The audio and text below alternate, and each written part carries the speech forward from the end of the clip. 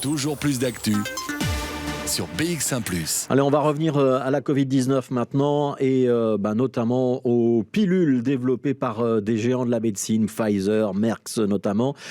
Ces traitements qui ne sont pas encore commercialisés mais qui s'annoncent très prometteurs parce qu'ils pourraient prévenir les infections graves et qui pourraient donc bientôt arriver sur le marché.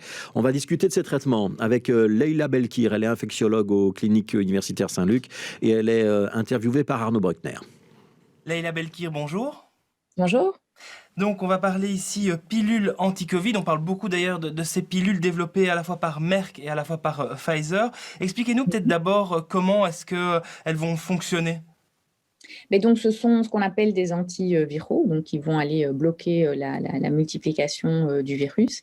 Et donc, ces deux pilules pour lesquelles on a des résultats, mais on n'a pas encore toutes les études, c'est ça qui quand même est important à rappeler, eh bien, doivent être administrées très précocement. C'est une des caractéristiques communes, donc il faut les donner assez rapidement après la contamination.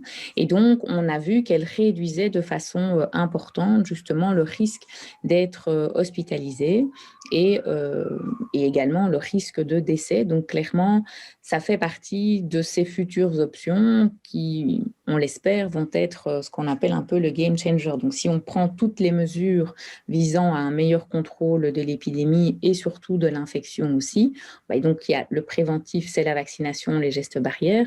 Mais si on arrive à avoir maintenant des médicaments qui peuvent aider dans la prise en charge des patients tout au début et éviter justement qu'ils n'arrivent à l'hôpital, bien clairement, c'est quelque chose qui normalement devrait pouvoir nous aider. En sachant que pour le molnupiravir, dans l'étude, en tout cas dans le poster, les données qu'on a à l'heure actuelle, c'est des personnes qui avaient un facteur de risque donc de développer une forme sévère. Et c'est la même chose aussi pour le Paxlovid, donc la molécule utilisée par Pfizer. Donc il faudra encore voir, après approbation de l'EMA, dans quelles circonstances on va les mettre. Est-ce qu'on va donner à tous les patients? A priori pas, il faudra choisir les patients.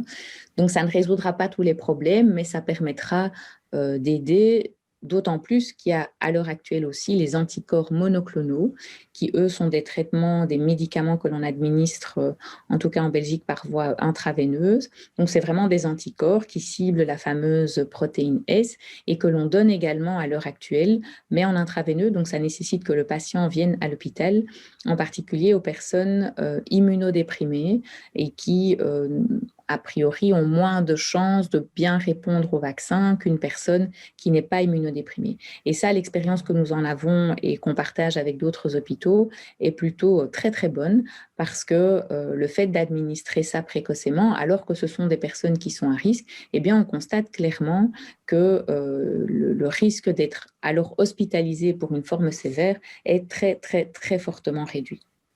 Alors si l'on vient aux pilules anti-Covid, l'idée, vous parliez de les donner très prématurément, c'est quand même de les donner lorsque le patient est encore à la maison et se sent relativement bien, même s'il est positif, pas de le donner déjà en unité quand la personne arrive chez vous, quoi.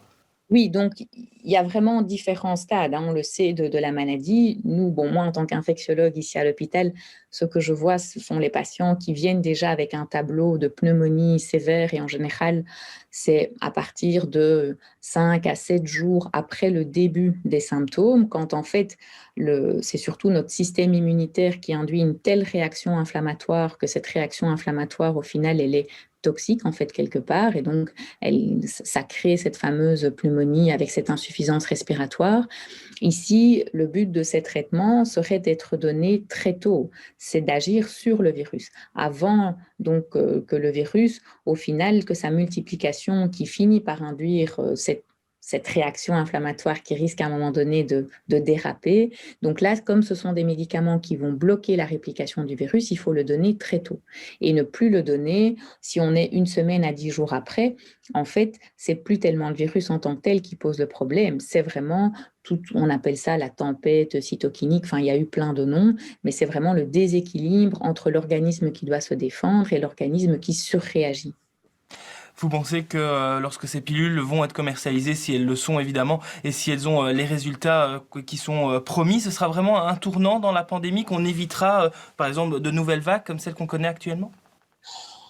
Moi, le Covid m'a appris à être très prudente parce qu'on a toujours été malheureusement surpris de façon négative et de façon régulière. Alors, de façon conceptuelle et théorique, c'est clair que si, je disais, on rajoute à tout ce qui est prévention, la vaccination, des traitements en particulier pour des personnes qui vraiment sont à risque, parce qu'on connaît quand même la plupart des facteurs de risque qui amènent les gens à l'hôpital, ça peut clairement changer la donne. Néanmoins, il faut savoir que des antiviraux, eh bien, le virus peut aussi développer des résistances par rapport à des antiviraux. Et donc ça, c'est quelque chose qu'il faudra bien surveiller. C'est comme, bon, les gens connaissent plus facilement ou sont peut-être plus familiers avec les résistances aux antibiotiques. Vous savez que quand on consomme beaucoup d'antibiotiques, eh bien, on a certaines bactéries qui deviennent finalement résistantes et qu'on peut alors retrouver dans les hôpitaux, par exemple. On sait plus ou moins estimer le pourcentage de telle bactérie résistante à tel antibiotique, etc. Et donc, il faut quand même garder en tête que un antiviral, quel qu'il soit, à un moment donné, effectivement, un virus peut aussi devenir résistant. Et donc ça, c'est quelque chose qu'il faudra surveiller.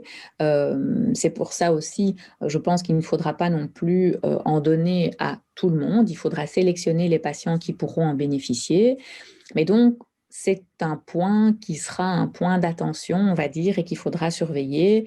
Et alors, soit on a de la chance et il n'y a pas de résistance, et au final, on arrive à justement bien contrôler l'épidémie qui deviendrait une pathologie endémique comme une autre, soit si à un moment donné on perd de nouveau un outil thérapeutique, clairement ce sera embêtant. Mais bon, on ne va pas être pessimiste avant même d'avoir commencé l'usage de ces médicaments. Et alors, quelque chose qu'il faut aussi préciser, c'est que ces médicaments ne viendront pas remplacer la vaccination, ce sera un outil en plus. Non.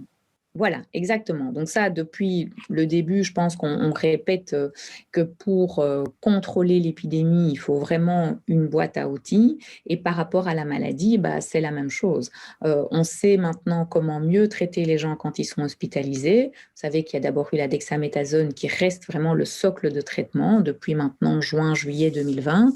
On a aussi d'autres armes thérapeutiques, les anticorps, les anti-IL-6, le tofacitinib, donc différentes molécules, mais ça, c'est plus compliqué aussi pour nous à administrer parce qu'on n'a pas un accès encore facile à ces médicaments. Donc ça, j'en appelle quelque part aux autorités pour nous faciliter la vie à ce niveau-là. Donc on améliore maintenant la prise en charge des patients hospitalisés, c'est une très bonne chose. Il y avait vraiment un vide par rapport au traitement des personnes avant qu'elles n'arrivent à l'hôpital. Et on voit que les choses commencent maintenant vraiment à bouger. Donc, il y a quand même beaucoup d'études depuis maintenant longtemps.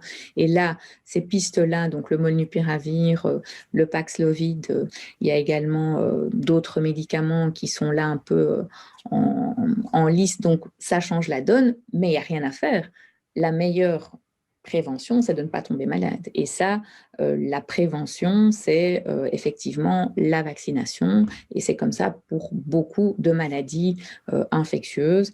Il y a le vaccin et puis il y a, si on est malgré tout malade, eh bien, quel traitement utiliser. Donc, on est en train d'élargir notre arsenal à la fois préventif, mais aussi thérapeutique. Laïla Belkir, on le rappelle, donc vous êtes professeure à l'UC Louvain et infectiologue au Clinique Universitaire Saint-Luc. Merci à vous. Merci.